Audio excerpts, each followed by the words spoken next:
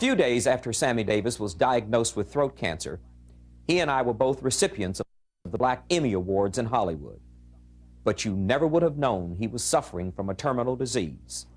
Sammy Davis was a class act. For example, during his acceptance speech, he said no matter how classy the award, he was just a saloon singer. When I interviewed him over the years, he gave what I think was the real Sammy Davis. He also seemed to enjoy coming home, taking off the mask needed to survive racism. You've seen many tributes to Sammy Davis, and he deserves every one of them. He also deserves a place in history. What you're about to see is an evolution. Sammy Davis, the child star, to the rat packer, to the fiery activist, to the seasoned superstar. And by the end of the program, you should also know the answers to the following questions. I keep thinking now, just a few days ago. What were the 3 movies Sammy Davis starred in with Frank Sinatra and the so-called Rat Pack? In what decade did Sammy Davis star in both Anna Lucasta and Porgy and Bess? Sammy Davis's first big break as an entertainer came in 1946 when he appeared on stage as part of the Will Maston Trio with Count Basie and Billie Holiday at what famous New York City theater? What was the name of the television network where Sammy Davis was instrumental in changing the hiring practices toward blacks? Oh, that's really cool taste. I'm not talking about, In spite of what he said, Sammy Davis was a lot more than just a saloon singer. He was a black man making his way in a white world, and he did it to death. I'm Tony Brown. In a moment, the evolution of Sammy Davis Jr.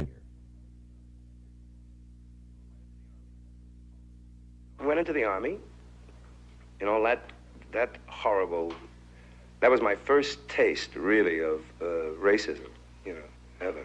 Because I never had been exposed to it, being in show business, you'd run into the average bit of it, but not enough to upset you or anything, or not even to be aware of, because I'm in show business, so I wasn't aware of it.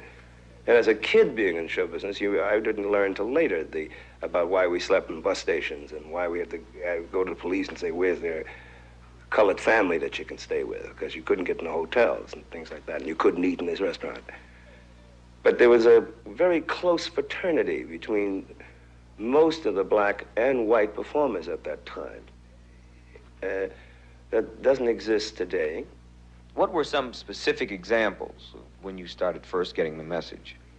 Well, I think the first real thing that I got was in the Army when and I was in basic training, and I hadn't even gone to basic training. I went in San Francisco, we went to the Presidio of Monterey, and the third day I was standing in line, and this was before desegregation came in the Army, and I was standing in line, and at this place where there was black and white soldiers, and the cat said, where I come from, niggas, stand in the back, and they ain't here. I forget the exact line now.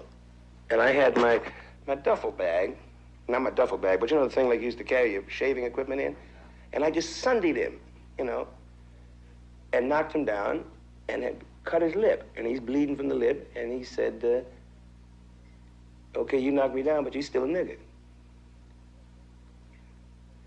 And that laid with me, because that's so venomous. It really is, that's the kind of cat that you ain't gonna never reach. And I really mean it from the bottom of my heart.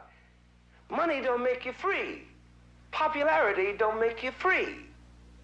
Don't you know that? Sure I live in Beverly Hills, but I'm shackled by the same things that happened to the brother in Watts. Sammy, it was 1971 when we sat down, very similar to this, and it was one of the most candid, honest interviews I have ever done in my career.